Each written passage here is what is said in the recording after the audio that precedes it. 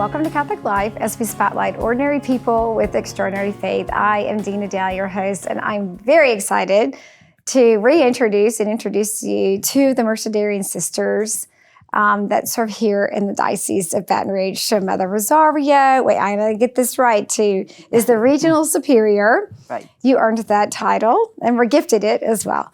And then Mother Jeanette Maria Estrada, who's a Vocation Director, and Mother Mistress too. Yes. So thank you so much for being here today with us. Thank you for inviting us. So happy to share the story. So the extended title is Mercedarian Sisters of the Blessed Sacrament.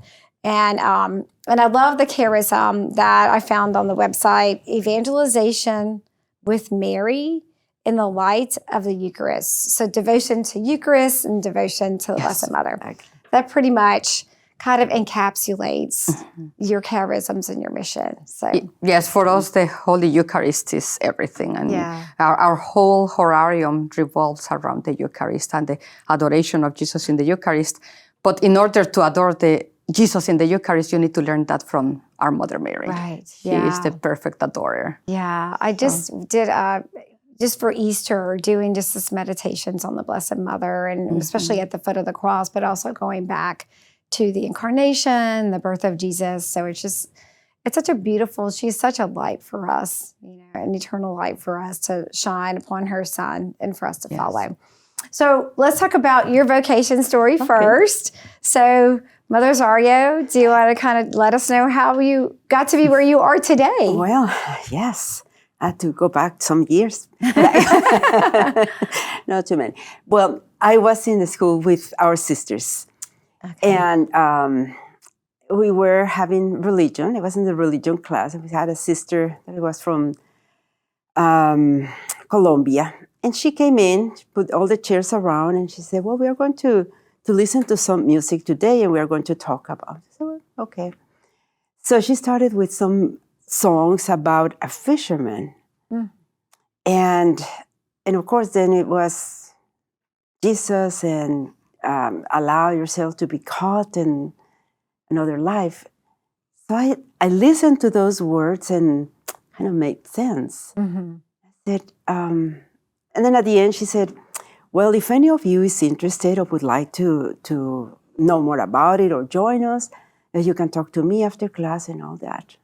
So everybody just remained seated, and then I got up and I just ran after her. You know, sister, I'm interested on that. I like it. And she looked at me like, I'm not sure. I'm talking about that, but I'm not sure if it's for you.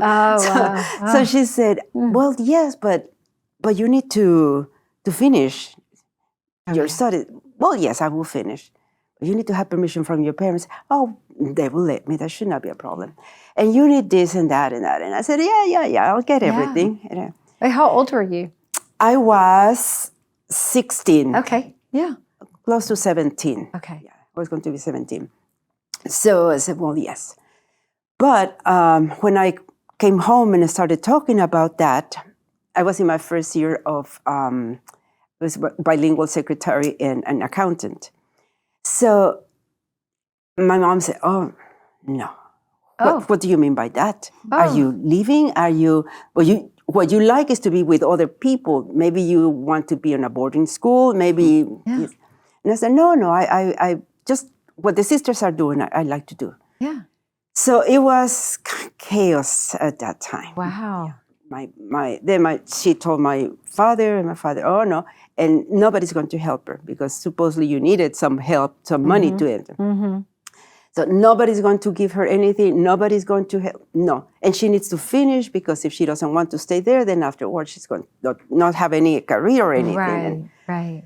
So when I heard all that, I just decided not to say anything else anymore. Yes. And I finished. I continued the next 2 years with that. The last year, I said, it's time. So the sister that I had talked to, another one, she said, well, you want to talk with the Superior General? I said, yeah, I do. Let's go. So we went and talked to her and said, okay, well, when would you like to come in? Said, well, I graduate on the 31st. I'll be here on the 1st of July. Okay. So I made all my arrangements and went back. So I told when I came home, it was after school that we went. I came home a little late, and then I told my sister, I talked to the superior. So my sister told my mom, and everything again. So I said, well, but it was such a force, something that so beautiful that I felt that I said, I'm not doing anything wrong. Right. It is something good. And I told him, well, if I don't like it, I come back. I'm not going losing anything. Yeah. So that I said, well, okay, she'll be back.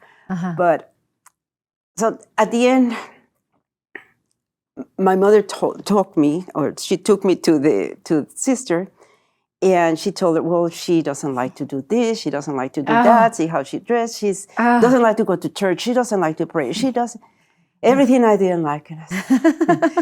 So sister said, that's okay, she'll learn, and if she doesn't want, she'll go back home. We'll call you. Oh, you're going to call me next week. I'm sure next week I'll be back. I said, okay. So where she left, and we were crying, of course. But no, thank God. Yeah. It's 2 weeks, 3 weeks after that, and I've been very happy ever since. Yes, yes. Thank God. Yes. So that was my beginning. How long have you professed your final vows? How long has it been? From since I entered, it's 50 years. 50. Oh, wow. Yeah. Are you like 12? I mean, wow. Yes. How beautiful. Yes. I couldn't believe when the time came into that celebrate 50 years. I know. I thank God. It was nothing else but God that was with me all the time. He had been with me all the time. Right. And I have been very happy. Yeah, you knew that. Deep within you knew it was a passion. You can't ignore that.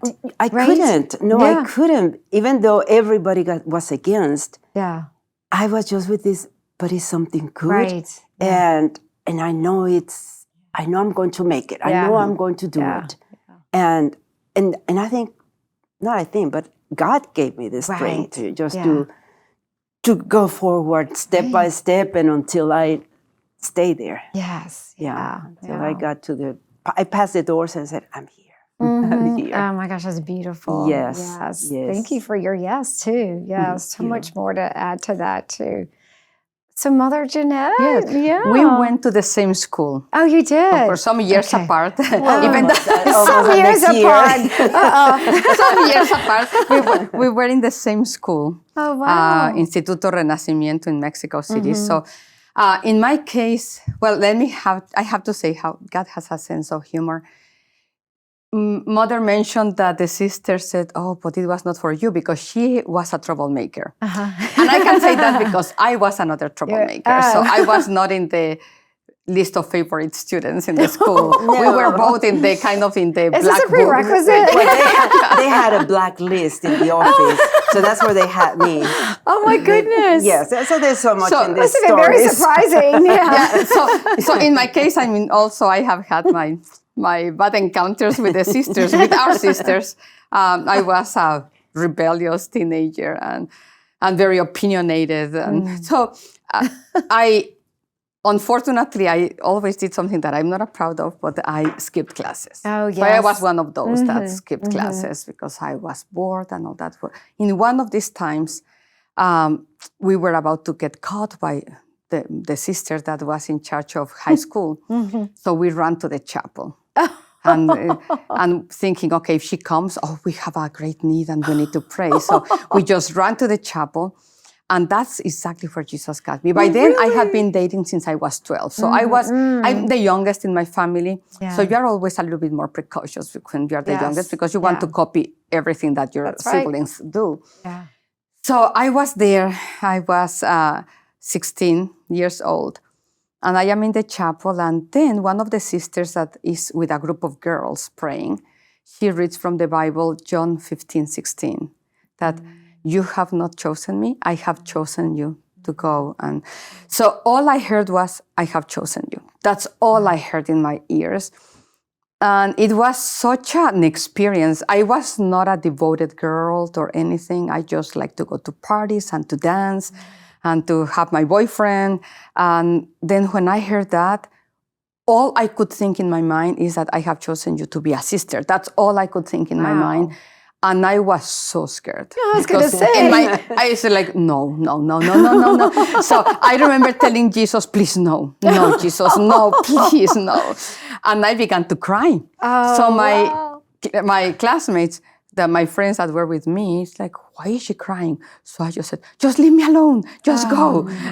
So they said, okay, they just left. And I remained in the chapel maybe for a good 30 minutes, just crying and begging Jesus, please, no, don't. Yeah. But then everything began changing in my heart. After that experience, I just wanted to study more. I just wanted to be good, a good girl. Yeah. And then when my boyfriend was about to come to pick me up at my house, I would be 1 hour before just brushing my hair, putting makeup and all this. And then I just didn't feel that attraction anymore for worldly things. I would go to parties and then I would come back after having danced for hours. And I was in my bed and it's like, everything is gone. I mean, I went to the party, I had fun, and now what? Wow, so empty. Yeah. I was 16, so I didn't know what words to put to the experience, but it didn't make sense for me anymore. And then I began just telling my boyfriend, you know what, can you not come today? I really have a test tomorrow and I have to study. So at one point, my mother called me. I said, okay, Jeanette, we have to talk. I said, okay. I said, what's going on? And I said, what do you mean? And she said, well, you don't go out with your boyfriend anymore. Some parties that you don't want to go to, so Mexicans, quinceañeras. Yeah. So you have a lot of friends that are turning 15. Yes. And then I'm saying no to some of the parties. And my mom said, are you depressed? Yeah. What's happening? So I just began to cry and I said, I think that God wants me to be a sister. But I don't know what I want, but I think God wants me to be a sister. Yeah. So my mom was like, what? What? Where is that coming from? Wow. So she went to the school, and I was in class, and then I heard over the PA, Miss Estrada to the office. So of course, I went to the office and like, what? I haven't done anything. I was just with this teenage attitude, with the big attitude, like, I haven't done anything. And Madre just said, please sit down. So I just was like, what? So she said, your mom was here. Oh, that got my attention. I said, what? And she said, yes, your mom was here. And she wanted to know who has been putting ideas in your brain. But she was very surprised because I had not talked to any sister about what happened to me in the chapel. So I told her, again crying, well, I was in the chapel and this happened to me. And I cannot get that out of my heart, that he has chosen me. And she said, oh, okay. And have you talked to Jesus about that? I said, I don't want to talk to Jesus about anything. I just want this experience to fade away. Yeah. So she began giving me some literature about what religious vocation is. Because even though I was in the school with them, I never had thought about being a sister, ever. Right. So it really caught me by surprise. So when I was reading about how God sometimes pursues a soul, it's like, oh, check. Yes, this is what is happening to me in my heart. So that must have happened probably before Christmas. So in August of next summer, I was entering religious life. I just knew that I could not be happy. I could not regain my joy unless I say yes. Oh my gosh, that is so beautiful. Okay, take a break. Sure. When we come back, we're going to continue that conversation and then talk about the charisms of the Mercedarian sisters and then the new novitiate house that's being built or has been built here in the Diocese of Baton Rouge. Stay with us. We'll be right back in just a minute.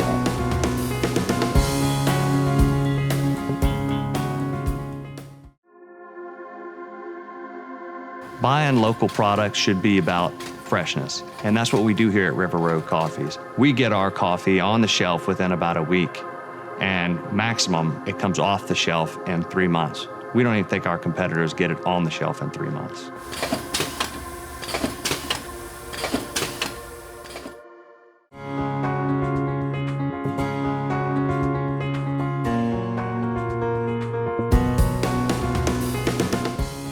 Welcome back to Catholic Life as we spotlight ordinary people with extraordinary faith. I should say extraordinary people with extraordinary faith. We're continuing our conversation with Mother Maria Rosario and Mother Jeanette, both sisters, Mercedarian sisters of the Blessed Sacrament. And, hearing your vocation stories are amazing. And they're so inspiring because even though somebody else sees you as something, the Lord sees you as everything, yes. Right? And I think it's hilarious that we were both blacklisted. Like teachers are like, I don't think so. That's not what we're looking for. But the Lord has so much more in store for that. So going beyond. Also thinking too that when because in education, you see young people and you're like, I have a lot of empathy for you. Right? Yes. Yes. So I would like you to be one of my high school teachers so they go, well, sister, you knew that back then. So that's beautiful. Let's move on to the charisms of the sisters, where you serve, and then talking about establishing a Eucharistic kingdom. Then we'll talk about the novitiate house. Yes. So think about the charisms that you all kind of share with all those that you serve. Yes. Our charism is a Eucharistic Mercedarian charism. So, of course, Eucharist is very obvious, but the Mercedarian part of our charism is having Mary as the redemptrix of captives. So what we do is that in adoration and the Eucharist, we try to fill ourselves with Christ, and then we try to bring Christ to the world. And then all our sisters after the apostolate, the hours of apostolate, they come back to the convent and they have adoration time, so they bring the world to Christ. So we try to be that bridge between the world and Christ, especially in adoration, having him every day exposed for adoration by our sisters. Oh, that's beautiful. Yeah. And yes, and to spread also his love, the love in the Eucharist especially, so that all the children, the youth know what adoration is. What is it? Why do we go to the chapel and be with the Blessed Sacrament? So that is part of also that we like to do. And that pours into the family. I mean, to be honest with you, I've never spent time in front of the Blessed Sacrament until I was in my 30s. It just wasn't a practice that was ever introduced to us growing up, not at the detriment of anybody personally, but when a couple in our parish was asking for an adoration chapel, I was like, what is that? I had no idea. I mean, I knew in the tabernacle at the church and you could sit in front, but not a separate place, a smaller chapel where it's perpetual and that you can go in and out. So it was such a beautiful discovery. And it's so beautiful to bring the children and the young people to the Eucharist, because you see how they change, how Jesus touches their hearts, really. Especially little children just saying bye to Jesus and throwing kisses. So that means that there is a real relationship going on in there. Yes. It's not just God who is somewhere there. Right. It's just Christ that is there with me and loves me. Right, yes. It was such a gift for us. So I remember a woman knocking on the door when I was working at our parish, and she passed the church every day on her way to work, but she wasn't Catholic. And finally one day she pulled in and told our receptionist, I need to talk to someone about what's in that church. Okay. And so she called me and I went down. She's like, what is in that church? I said, well, it's not what, it's a who. So let's go. And so I talked to her about the real presence, and a year later she became Catholic. So, and her husband. And it's just amazing, to really bring people. And we had two specific programs. One is for the children, that is for the schools. It's called EYM, Eucharistic Youth of Mercy. Yes. And that's when the sisters bring the children, most of the time it's after school, in front of the Blessed Sacrament. But of course it starts with the songs, with praise and worship. They have meditation, prayer, and then come to adoration. And then time of silence. Time of silence. Quiet, yeah. So it's a beautiful time because they want to stay there after school. In other schools have it during recess time, so they go at recess time. And then we just started one for adults, which is the Eucharistic laity, Mercedarian laity of the Blessed Sacrament. Oh, beautiful. Yes. Oh, yes. I know just any opportunities that people can be invited, especially our young children and beginning at such a young age. We have praise and worship with adoration and you can see it in our website. There is one coming on April 21st. Yeah. Six Yeah. or something. Okay, it's in our It's a website. On the website, So we yeah. have it. Yes. So they can come to our convent and And it's just open to that and experience be a part of Yes. that. Oh yeah, which we've been in prayer with you all before, and it's just on fire. Yeah. So where do the sisters serve and how? You're all over the world, basically. We are 13 countries. 13 We are in Yes. 13 Yeah. countries. Well, we are here. We are in 5 different states here in the United States. Our mother house is in Mexico City. There we have like 30 schools or wow. so. 36, I 36 schools in there. Go from preschool through college, some of them. And we have one university that we have in Guatemala and another one in Mexico, Campeche. in Campeche. So we have 2 universities.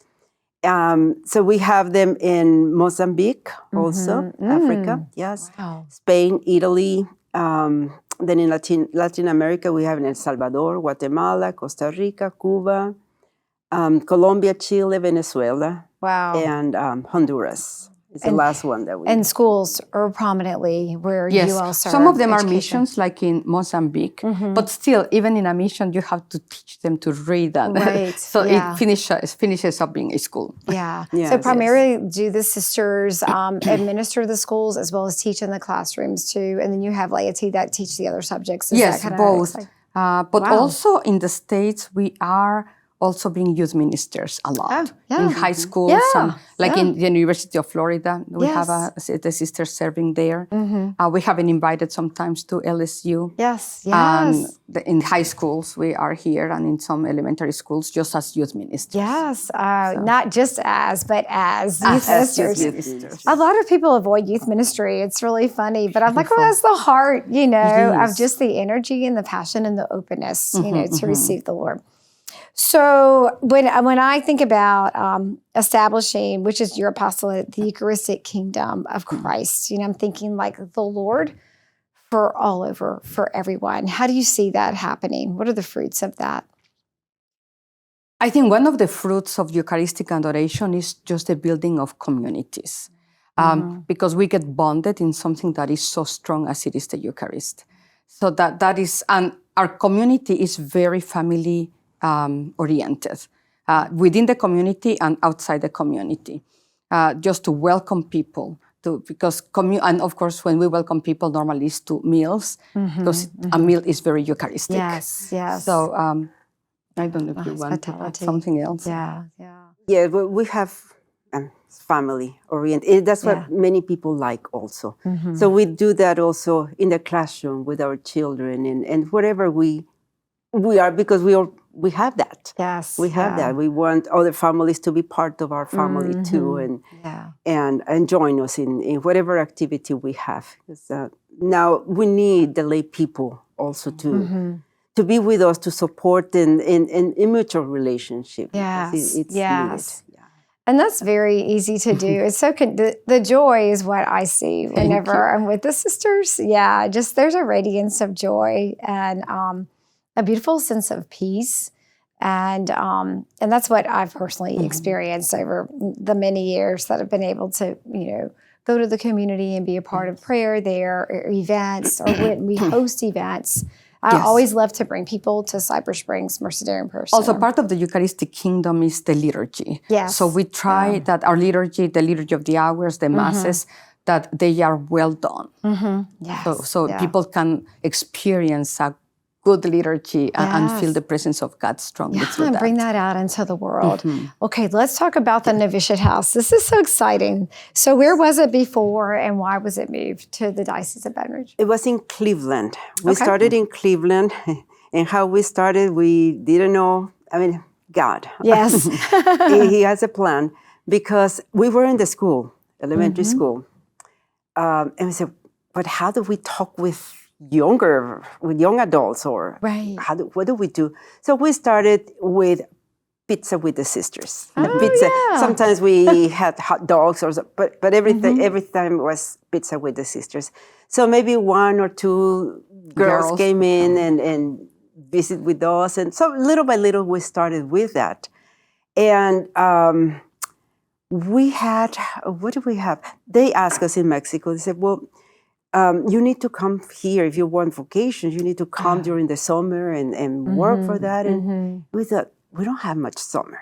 Right. And then to bring the sisters, it's going to really take long because the papers and the studies and no. So we said, I think we can do something here. I mean, there are vocations here. So we started with that. We started with our webpage. We started translating our documents and prayers and all that. And then Sister was invited to a retreat. So, yes, in SIG in Orlando, 2013, January 2013.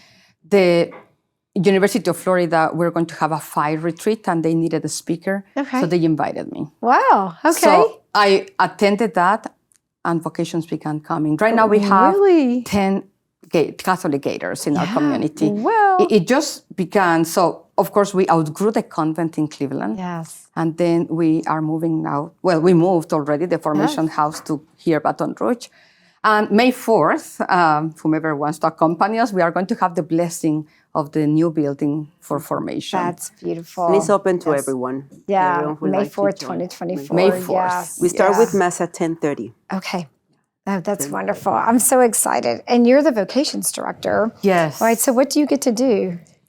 Oh, I get to walk, to go to Holy Land. I always say, I always tell this, just to get that they open their hearts to me, to let me know how Jesus is working in their hearts. Yeah. And that I can walk, accompany them in their discernment. Of course, some of them finish up getting married, some of them single, some of them enter our community or another community. But just that they allow me, God allows me to walk with them. That's like to walk on Holy Land. Yes. On sacred land, because they are so vulnerable with me. And they really are souls that want to love God above everything else. And you were there. Like you've both experienced that, Yes. that calling, that just radical call of the Lord and surprising to you. And so again, you can empathize with their movement. So in the last minute that we have, what type of help, support can people share with the sisters, with the Mercedarian sisters, with Cypress Springs Mercedarian Prayer Center? What is most necessary? I would say, number one, the support and prayers. There is the world is thirsting for God. And everybody's asking for foundations, and we don't have enough sisters to send to foundations. So to pray for vocations, for God to continue blessing us with abundant and holy vocations. And there's always opportunities for donations too, to help build the communities. In our sustain the website, you community. have there the last tab that says donations. Yeah. Feel free to click on that one. And it's mercedariansisters.org is the website too. So in the final seconds that we have, I just really want to reiterate the joy that I've personally received also too, but what you radiate, and just a heartfelt thank you and deep gratitude of your prayers. I have seen your prayers in action for people. I always send people your way. And may God continue to bless and fill your mission and your hearts with his just radiant love and joy. Thank you. So much. Jesus is so good to us. Yes, yeah. And through you all, he's good to us too. Yeah. And this house, the novitiate, is going to form the sisters here, but also for Around the country Around too. the country. Yeah. Mhm. So that's a gift that Yes. will be able to be your new home. Yes, So that it was welcome from Baton home Rouge. to South Louisiana. Thank you. Thank you for being with us on Catholic Life, and more to come. Yeah, for sure. Thank you for being with us on Catholic Life this week. Until next time, may God bless you and grant you his peace.